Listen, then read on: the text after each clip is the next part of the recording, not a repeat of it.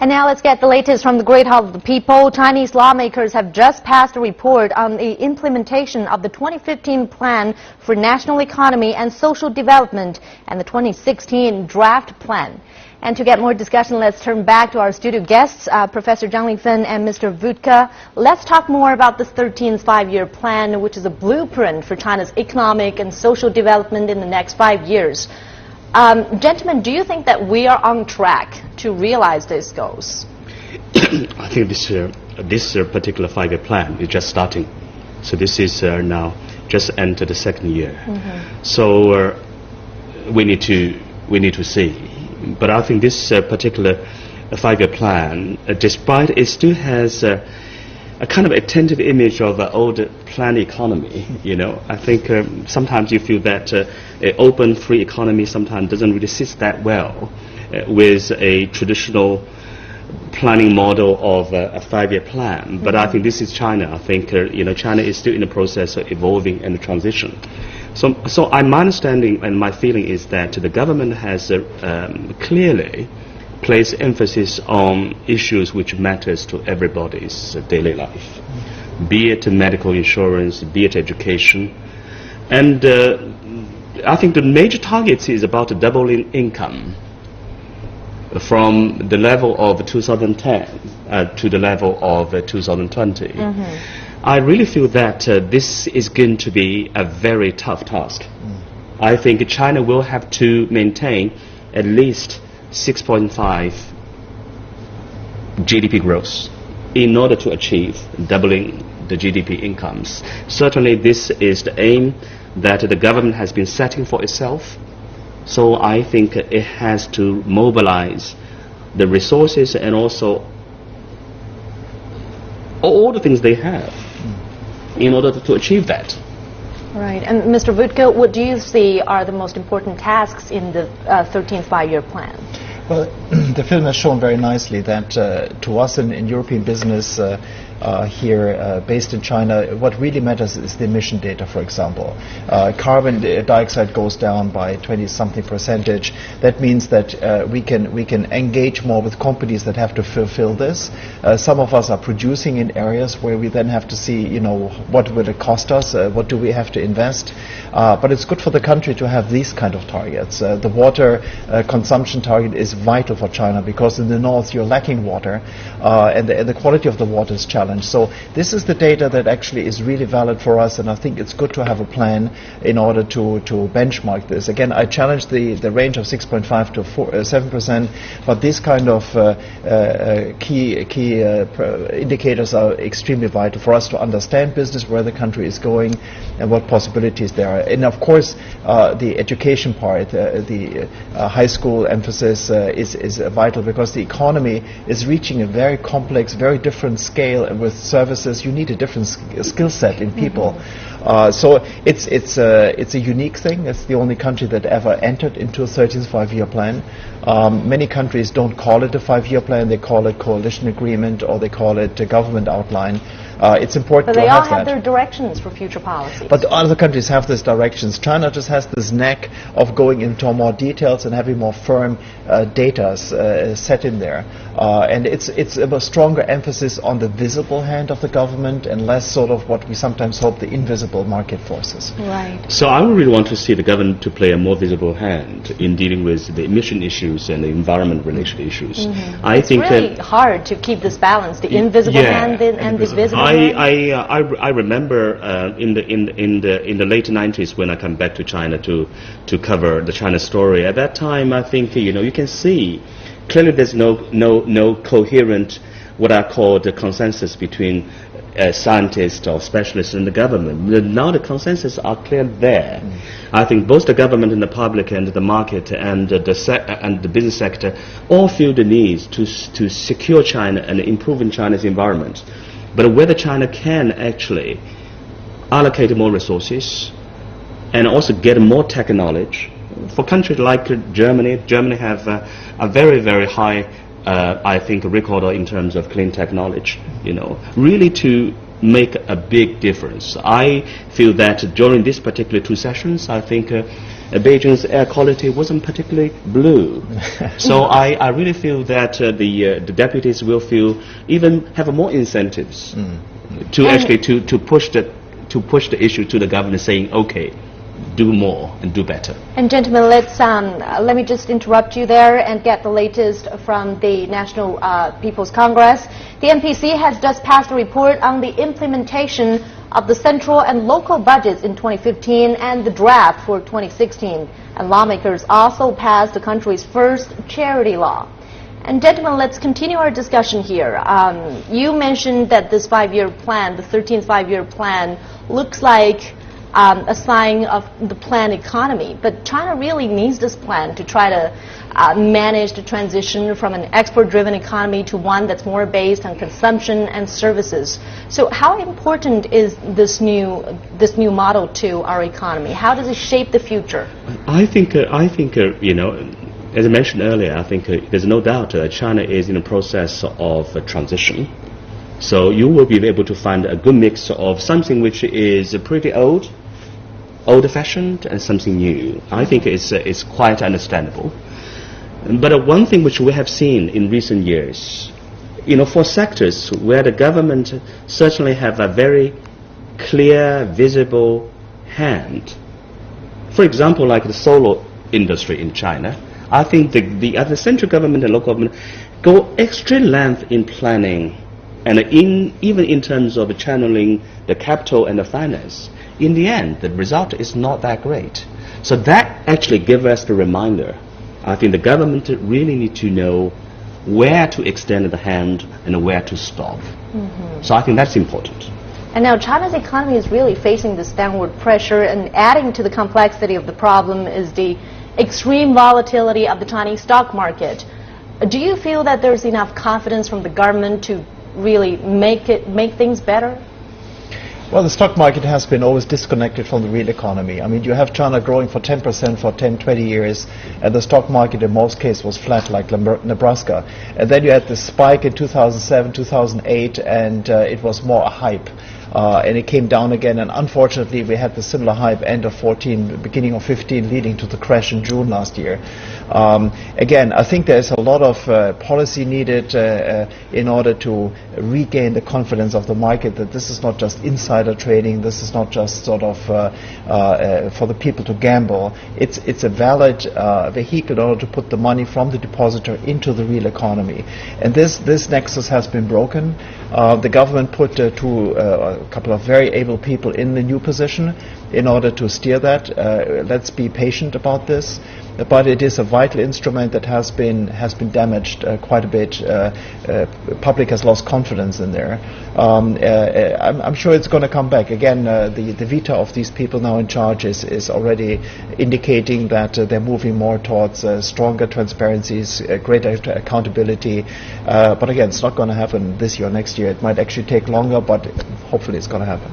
And apparently Professor Zhang is very concerned about the role of the government in economic development. So where should the government stand now in terms of changing the situations in the Chinese stock market? Actually, I think that it is the Chinese government who is now increasingly concerned about and be very careful about the role of its own particular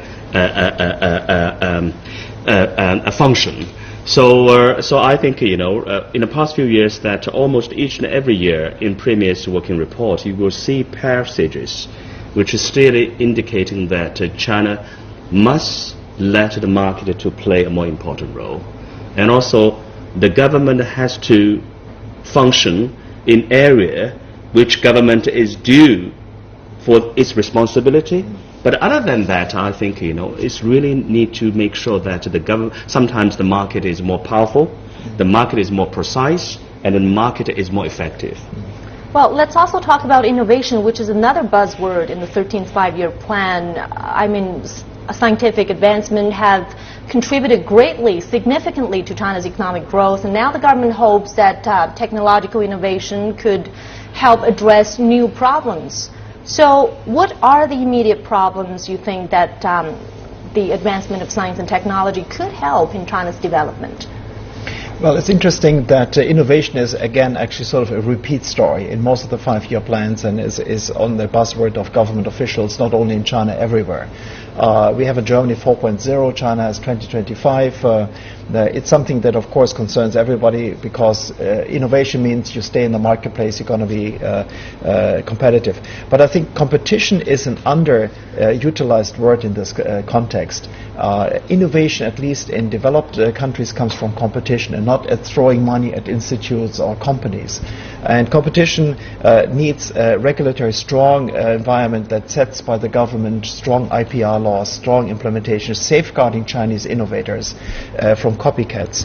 And so I think this invisible hand of the market that Professor Zhang was alluding to is most important because, you know, if you're looking back in the 70s, how much money IBM had as an R&D fund, and that Steve Jobs and Bill Gates started in the garage, possibly with a couple of $1,000s only, indicates that innovation does not necessarily come from big money, but from good ideas and the kind of culture of trial and error. Right, and news just in from the Great Hall of the People. Lawmakers have just passed a work report of the NPC Standing Committee delivered by Chairman Zhang Dejiang. All right, now, gentlemen, let's continue our discussion about innovation. Do you feel that China has this great environment for the emergence of new ideas, and help us understand the relationship between technological innovation and economic development? I think it is good. Even it is only a buzzword sometimes or rhetoric. I think it is good that for the Chinese government to put the emphasis on innovation and also the use of new technology. And for me, I think one area which I have seen China is now increasingly making its international mark is in the area of internet industry as well as e-commerce. I think within the top 10, I think the most powerful internet company, I think China now has 2. And also China now, Tencent is now huge, with a huge global footprint. You know, the amount of resource which it has actually and placed in developing new products and the new technology is also quite commendable. So I think China certainly in this particular area has already make its place. And I hope that with the emphasis on innovation and the technology, I think China will be able to also establish a better IP culture. I think China, IP protection in China in the past doesn't have a particularly good record. But with now China has its own native product which yield international impact. Probably it's time feeling that this is we're all in the boat together. So I think with the IP protection getting better, it will encourage more companies to place more funding for research and development. Well, talking about funding, Professor Zhang, there are reports that China's spending on research and development will surpass that of the United States in year 2020. And of course, funding isn't everything. So how far are we from becoming a real science powerhouse? I really feel that it's such a huge area. It really depends on, you know, it varies hugely from industry to industry, area to area, from industry to university. And I don't know and how effective the current scientific funding has been. And maybe I think China will claim another #1 in terms of scientific funding. But I think if you visit the United States, you will see and how vibrant the scientific research has been and how those funding has been effectively used, and a better link between industry, university and academia and the state. I really feel that sometimes you have to make money working harder to achieve good results. So it's not the money itself. So there's still a long way to go. And Mr. Wuttke, what do you see as the obstacles that need to be overcome for China to become a real science powerhouse and on the path of innovation? Yes. Well, if you, for example, look at my own country, we actually are high-tech Germany, or Europe as a whole is high-tech to a large extent, and we still run around with credit cards and cash. And in China, you have people paying with a mobile phone. It's just one click away, and you can actually scan in where you have to pay and do this. You are way ahead in some some areas of day-to-day innovation than we are in Germany. And it's striking that in particular these kind of companies you mentioned, Tencent and Alibaba, actually were never part of a 5-year plan. And in a way it's ironic that actually the areas that are not covered by a 5-year plan are world record holders in technology and innovation and benefit for people in their daily life. So in a way there's nothing wrong with the Chinese students. 50% of all the PhDs in the US in science and technologies are mainland Chinese. So the problem is the system is still geared towards more straitjacketing, more putting money up. The target is patents, number of patents, not the quality of patents. So I think that sometimes just let competition handle the market better. Just let the Chinese scientists be scientists and less sort of straitjacketed of where they have to go. And you will see it becomes a scientific powerhouse. You have it already now in islands because China to me is not a country, it's a continent. So if you look at China as a whole, certainly Shanghai and Beijing stick out, and also Dalian and Hangzhou have fantastic research institutes. So in the whole magnitude of the continent, you already have islands of superpower innovation. But as a whole, I think actually China is performing below potential. Right. And gentlemen, let's get the latest from the NPC. The work report of the Supreme People's Court has just been approved, and also the work report of the Supreme People's Procuratorate has also just been approved. Well, you mentioned technological innovation in China, and there's obviously this huge gap between China and European countries and China and the U.S. So what about the attention to details? Is that something that's holding back the Chinese from becoming a scientific powerhouse? Well, that's one thing that Germans do best. Yeah, that's what Japanese, Germans, and Koreans do very well. Attention to details, and we lack other skills, I'm sure. But it is something where actually China has to see where it develops a knack for understanding market demands, what the customer wants. Again, the payment scheme on the mobile phone is something which is so innovative and so easy, and it's particularly Chinese. They run around and spend the money and want to do this fast and convenient and secure. So in a way, knack of detail is in machine building. It's in certainly chemicals and cars. That's something you don't catch up with easily because that's a cultural trait. The kind of education you get between 16 and 22, the kind of masters that educate their students there. This takes a long time. But China has elsewhere capabilities, particularly in understanding market trends, where I think it can contribute a lot to the world innovation. Well, we've talked about the economy, we've talked about innovation. Professor Zhao, what are the other areas do you think the 13th five-year plan needs to address?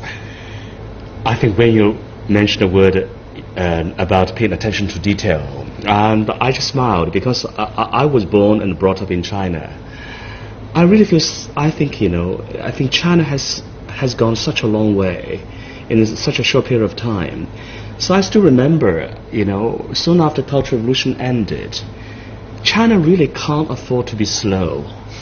China has to do it very, very fast. Sometimes at the expense of... it was all about the pace of the development. China has to catch up with time, and China had to do it quickly as possible. China has to do it quickly, sometimes, unfortunately, at the expense of detail, at the expense of quality.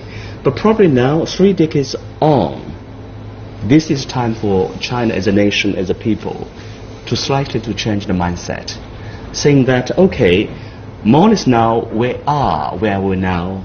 We are a middle-income country. It's the second largest economy. Probably this is the time maybe we can learn a bit more from Germany, from Japan, and we want to enhance the quality of our life. We have to make sure that the detail of the things that we do in terms of product is better. So that involves the government, that involves the state, that involves education. If the education also is in place to change, to make sure the student, next generation student will say, okay, the product produced by my parents will not be good enough for me. That will be progress. But also So we can afford to wait. We can afford to slow down, and slowing down is not necessarily a bad thing. Well, quality and innovation and knack for detail comes also from the demand side, meaning there is an urban middle class that actually wants quality, and they're willing to pay quality, they're able to pay quality. Hence, there is a demand in order for companies to say, okay, maybe I should not do what we call in China the chapeau culture, this sort of it looks nice, but actually it falls apart after 2 years. There is a strong demand in the middle class, in particular in urban areas. Well, Mr. Wuttke, I'm sorry to interrupt you there, but the